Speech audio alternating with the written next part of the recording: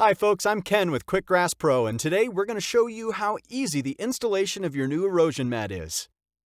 Step 1. Prepare the topsoil and spread or rake your seed choice into the soil. Remember, seeds are not included. Step 2. Remove the wrapper and locate the Start Here tab found at the beginning of the roll. Unroll in the direction of the arrows as indicated on the tab, with the white netting facing up. At the end of the roll, unfold at the red line and secure the entire blanket with stakes or landscape staples which are included.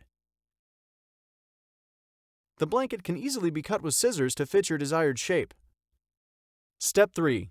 Water as normal and watch the grass grow. Because QuickGRASS Pro's seed germination blanket is degradable, there's no need to remove it.